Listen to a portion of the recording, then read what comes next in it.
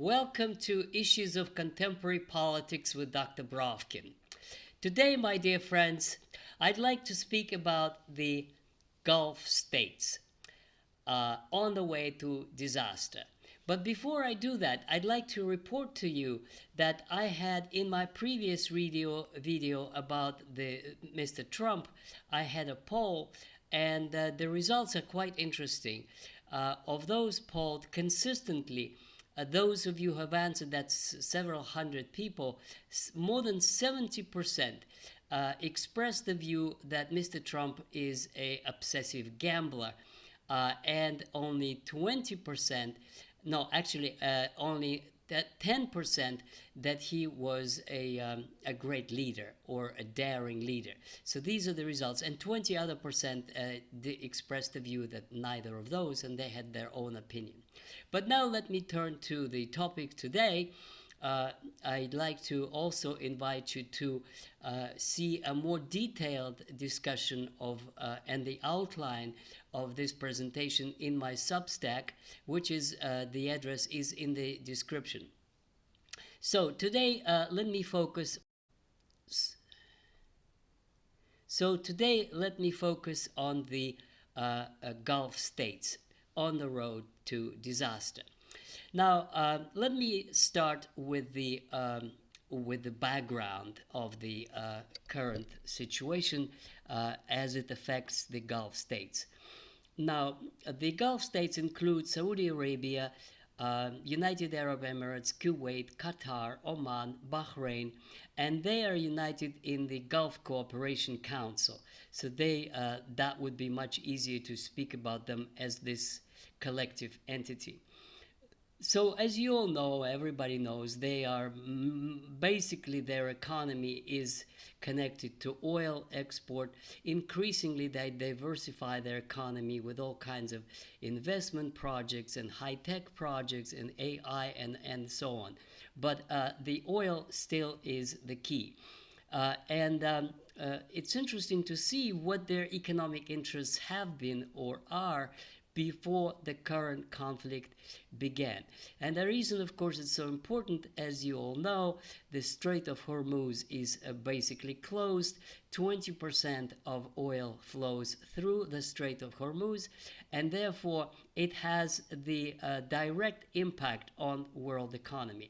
Moreover, it is also a big hub of transportation from east to west, from Far East to Europe, with the Emirates and Qatar being major hubs. So this is an important economic area that has an effect on global politics and global economy, and this is why I am focusing today on this region.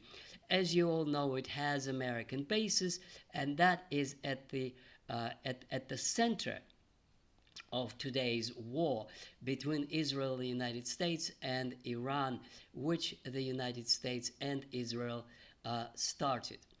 So the economic interest is quite assumed quite often that the United States is number one, that the priority has been the Saudi and Gulf states cooperation with the United States because they have their investments, because they have their bases. That has been an assumption, but you might be surprised to find out that this is a wrong assumption.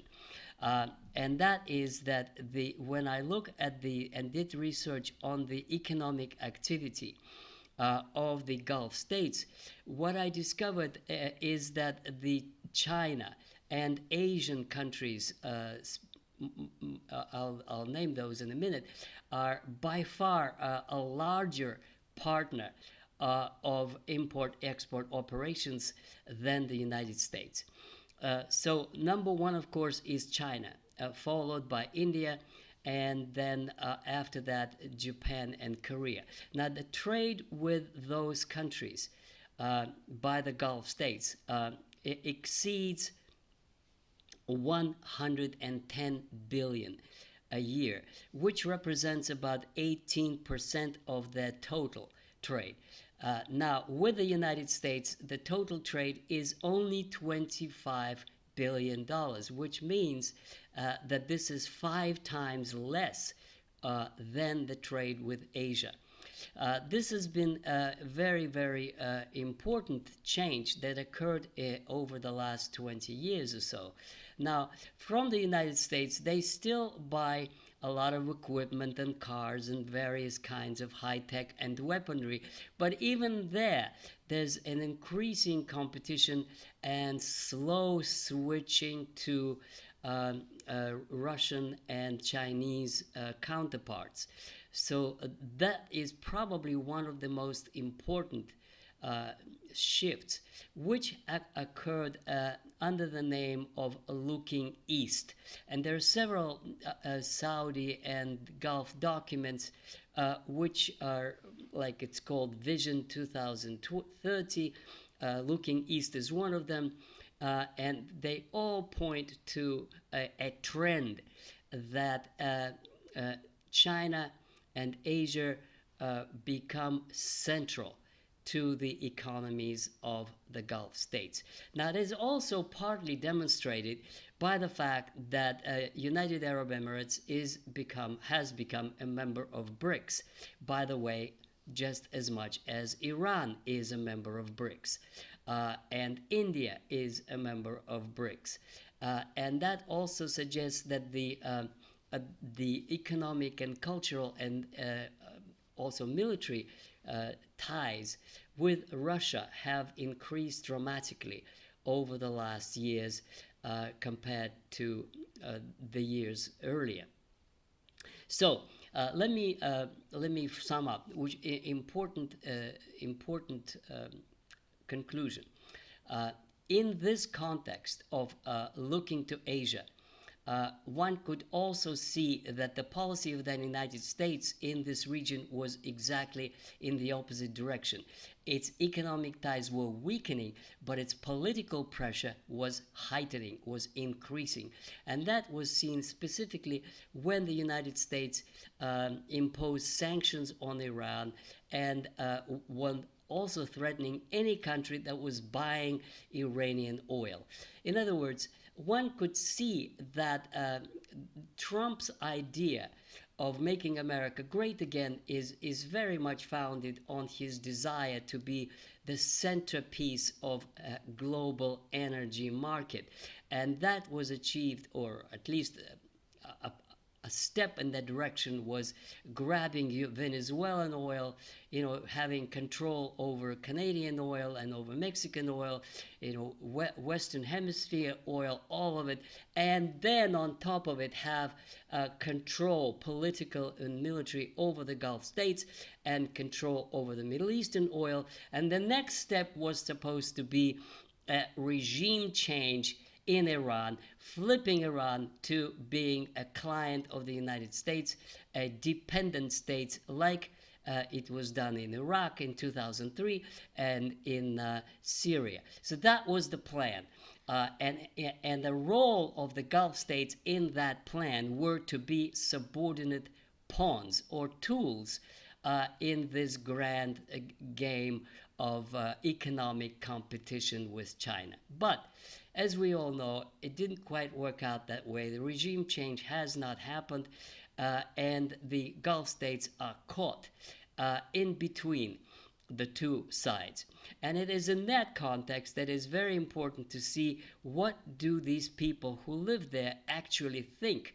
And there we have to distinguish slightly between the ruling business elites and political elites and the so-called Arab street, which is usually referred to by the grassroots public opinion in the Arab world, in the Arab countries, and it is measured, and there are sources that actually do it scientifically and more or less reliably. So the study of public opinion in Arab countries, and among those the Gulf countries, has been overwhelmingly anti-Israeli and by implication anti-American. Many Arab countries see the war, the current war that is going on, as a U.S. aggression U.S. Israeli aggression aimed at reshaping the region for Israel Western benefit, including the advancement of Greater Israel project that Mr. Netanyahu has been quite explicit about. So from that point of view, there is a kind of a two tiers of the Arab world. The ones that are farther away from the theater of action, such as Lebanon, Palestine, Iraq, Syria, Morocco, Algeria, Egypt, and so on, and the closer one, which is the subject of today's discussion, and that is the Gulf states. Now, in the Gulf states, there was also widely shared uh, uh, hostility towards Israel, especially in view of the Gaza tragedy. Very, very serious anti Israeli sentiment and sympathy to the Palestinian cause.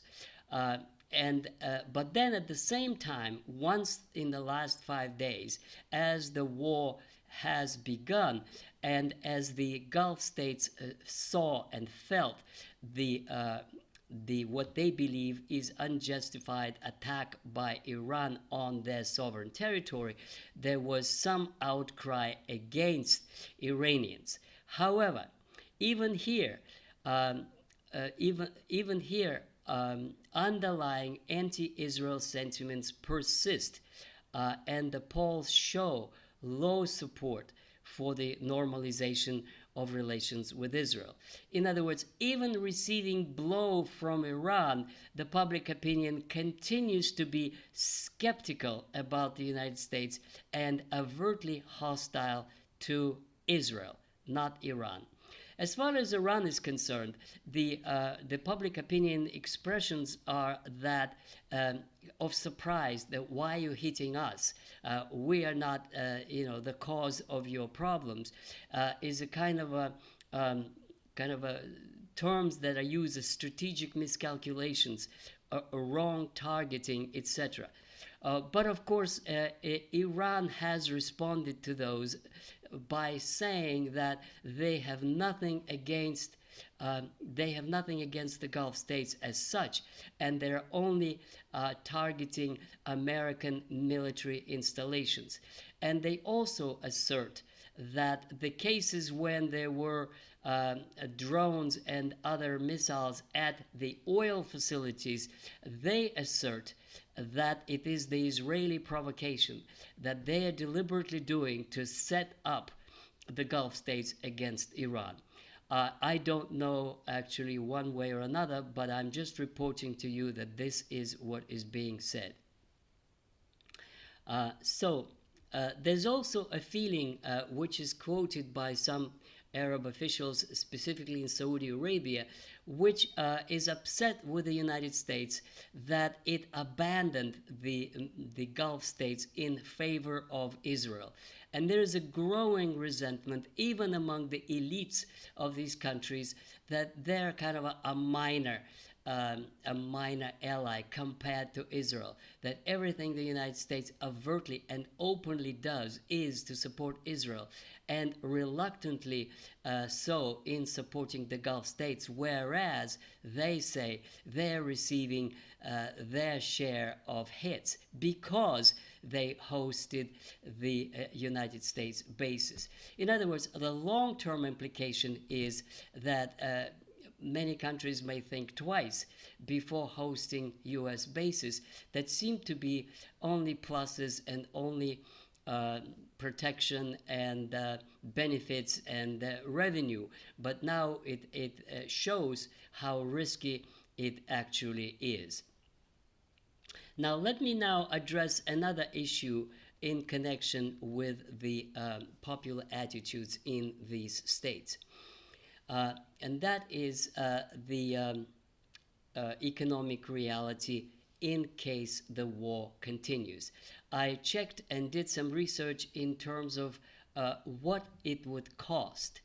And the estimates are the economic projections and modeling based on the figures from 2025 economic data, that the daily losses of the Gulf states from the current war is 2 billion US dollars a day.